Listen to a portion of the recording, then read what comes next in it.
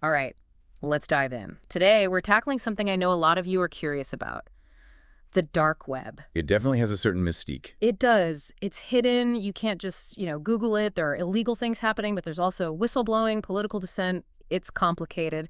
And today, we're trying to figure out one of its biggest mysteries. Okay, I'm intrigued. Lay it on me. Is there really a single kingpin running things? A mastermind behind it all? Ah, the puppet master theory. It's a popular one, Yeah. and a little unsettling. Right, and it's not just a theory. Real law enforcement agencies all over the world are trying to find this person, this kingpin. They're using AI, blockchain analysis, the works. It's high-stakes stuff. Yeah. It raises so many questions. Exactly. So is this kingpin real, a person, a group, or just like a scary story we tell ourselves? Well, the stuff you sent me, it suggests the dark web's a place where almost anything is possible. Oh, I bet. Give me the highlights. We've got stories of this kingpin controlling tons of illegal marketplaces. Drugs, weapons, even stolen identities. Some say they're behind huge ransomware attacks too, like millions in cryptocurrency just flowing in. It's like a movie plot. But how much of this is real proof, not just rumors? That's the tough part. The dark web is built for anonymity.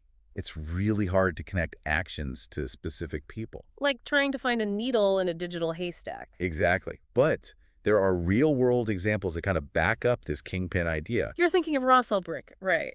And Silk Road. Bingo. That case is key here. Ulbricht, going by Dread Pirate Roberts online, created one of the most famous dark web marketplaces. Silk Road was huge news back then. It really brought the dark web into the public consciousness. Definitely. And his case shows how one person can gain a lot of power online. Ulbricht had a sophisticated platform, strong encryption, even his own security team. So he was like a digital kingpin in his own right. But they caught him, eventually. Right. And that's the interesting part. Law enforcement didn't just use brute force. They were clever. They got inside his circle and used his own mistakes against him. So a mix of old school detective work and new technology. Exactly. It shows that even the most hidden dark web figures can be found. It's a good reminder that no one is truly anonymous online. But it makes me wonder, does focusing on this kingpin, this almost mythical figure, actually help fight dark web crime? Or does it make things harder? That's where it gets really interesting. Some investigators think this kingpin idea is a distraction, like oversimplifying a problem that's way more complex. So focusing on one person misses the bigger picture. Right. They say it takes attention away from the things that allow the dark web to thrive in the first place. Like what are those underlying issues? It can't just be the technology itself. It's a whole mix of things. It's hard to police a network that's designed to be anonymous and decentralized. That makes sense. Plus, there's constant demand for the illegal goods and services being sold there. And maybe most importantly, there's this whole culture of anonymity. Makes it super hard to hold anyone accountable. So you're saying we can't just arrest our way out of this problem. We have to address the root causes. Exactly. We have to recognize the dark web is a reflection of us, our society, our values, our choices in this digital age. It's not some separate world. Okay, so we have this shadowy figure, the kingpin, operating in a space that's almost impossible to police. But what about the tools law enforcement are using to try and find them? You mentioned AI and blockchain analysis before. How do those work? Let's start with blockchain analysis. A lot of dark web stuff involves cryptocurrency, right? Mm-hmm. So investigators use special software to track these transactions on the blockchain. Ah, makes sense. And while they can't always get the person's name behind the account, they can see patterns, connections. It helps them map out these criminal networks. Like following a trail of digital breadcrumbs, even if you can't see who's dropping them yet. And what about AI? Where does that fit in? AI is being used in a bunch of ways. For example, it can help analyze tons of dark web data, find patterns, anomalies, things that look suspicious. So it's like giving investigators a super-powered magnifying glass. Kind of. They can also use AI to track illegal goods, predict future crime trends, even identify people based on their online behavior. It sounds like powerful stuff. But can it really catch a kingpin? Someone who's probably using every trick in the book to stay hidden. Yeah, that's the million-dollar question. Technology is great, but it's not a cure-all. The dark web is constantly changing, evolving, and the people who operate there are always finding new ways to stay ahead of the game. A never-ending game of cat and mouse, it sounds like. Exactly. It's a constant back and forth. But let's get back to this kingpin idea. Is there any actual proof that this person exists? Or is it just a convenient story? A way to make sense of a complex network that's really a bunch of individuals? That's where we need to dig into the specifics of your sources. What exactly do they say this kingpin has done? What's the evidence? Is it solid data, eyewitness accounts, or just rumors and speculation? That's a good place to start. Let's break down some of these stories and see if we can separate fact from fiction, one of the sources mentions. They say the Kingpin was behind that massive ransomware attack on the hospital system last year. Remember that one? Oh, yeah, that was awful. They demanded millions in Bitcoin, right? Millions. And while no one officially confirmed it, the rumor mill says they got paid. It's terrifying. A hospital of all places holding people's health hostage like that. Despicable. And this source claims it had all the Kingpin's hallmarks. Like what? What makes them so sure? The malware was super sophisticated. They targeted those essential systems perfectly. And once the ransom was paid, poof, the hackers vanished. No trace. But does that automatically mean it was one person? Couldn't a group or even just a really skilled team pull that off? It's a good question. It's tough to be 100% certain with cyber attacks. This source admits there's no smoking gun. But they think something this big, this complex, points to a mastermind calling the shots. Interesting.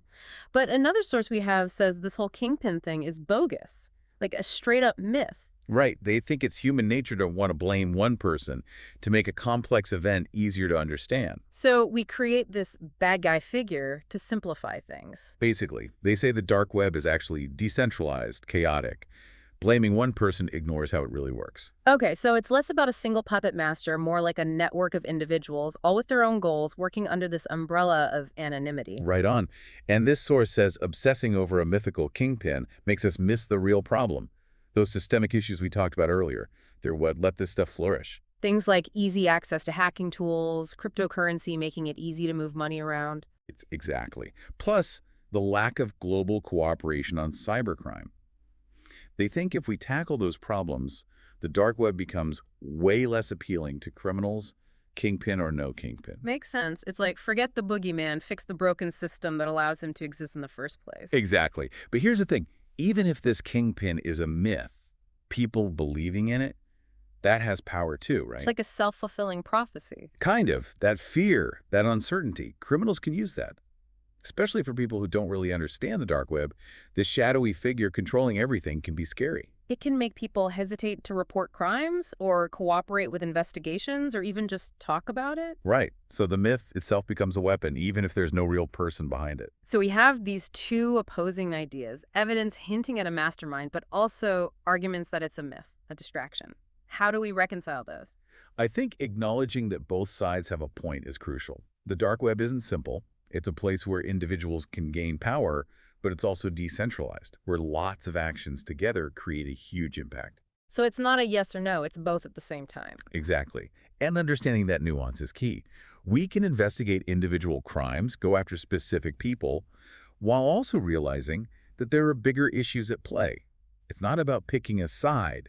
It's about accepting the complexity. That's a really good point. But it makes me wonder, if the dark web is so complex, so adaptable, can it ever really be controlled? Is this just an endless battle between law enforcement and criminals? Control might not be the right word. It's more about finding ways to reduce the risks while also keeping the good things about the dark web. Good things. I know we focus on the bad stuff, but are there actual positive uses for the dark web? Absolutely. It's a valuable tool for whistleblowers, journalists, activists.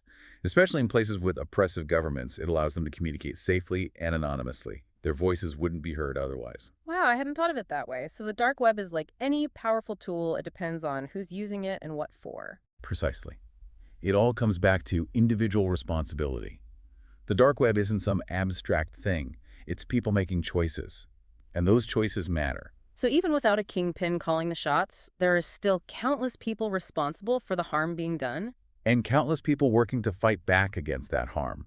We've got law enforcement, cybersecurity experts, ethical hackers, everyday people taking steps to protect themselves and others. So it's a battle happening on multiple fronts, not just in the shadows, but also in the open. Exactly. And we all have to be a part of it. We need to be informed, engaged, and willing to make responsible choices online. Okay, so we've covered a lot. The kingpin myth, the challenges of policing this space, the technology used to track people down, and the fact that we all play a role in this. What are the long-term effects of all this? Where do we go from here? That's the big question, isn't it? I think the key is recognizing that the dark web isn't static, it's constantly changing. Yeah. And so is our understanding of it. The tools and tactics used by both sides are in constant flux.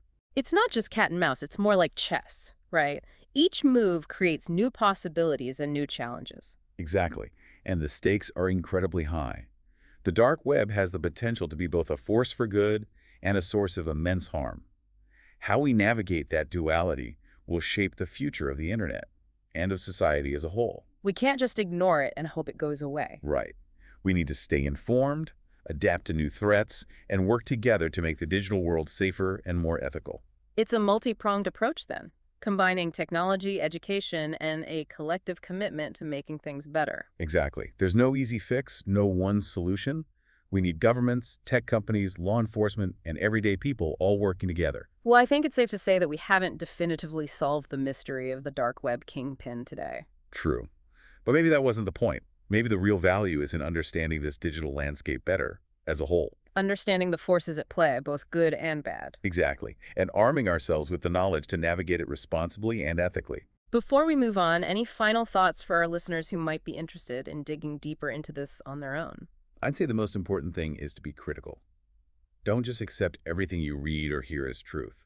Be skeptical, especially of sensational stories or simple answers. So, do your own research, double-check your sources, and be open to challenging your own assumptions. Exactly. The dark web is a place of shadows and light. Mm. Ultimately, it's up to each of us to decide how we interact with it and what role we play in shaping its future. It's amazing, you know. We started with this almost mythical figure, and we've ended up talking about the nature of the internet itself. It all connects, doesn't it? One thing in your sources really struck me, kind of related to this. A new trend, apparently. Criminals are using AI now, too. Whoa, really? We were just saying how law enforcement uses AI to fight them. Yep, exactly. It seems like whatever tools are out there, both sides will use them. Criminals are using AI to make phishing scams better, create malware that's harder to detect, even automate some of their activities. So it's like an AI arms race, everyone trying to stay one step ahead. Right. And it shows that this isn't just a tech problem. It's about human nature, too. Criminals are clever, they adapt, and they're always finding ways to exploit weaknesses. Which kind of brings us back to that question from earlier. Can we ever really control the dark web? Or is this just how it is, an endless back and forth? I think maybe control is the wrong idea. Maybe it's more about resilience.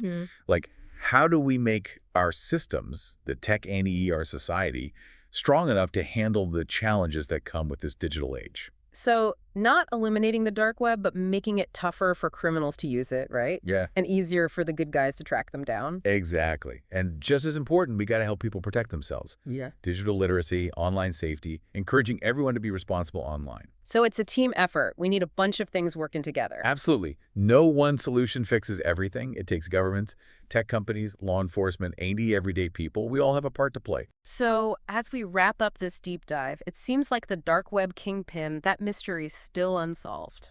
Yeah, true. But maybe that's okay. Maybe what matters more is how we as a society deal with the dark web. How do we face the challenges, but also use the good parts?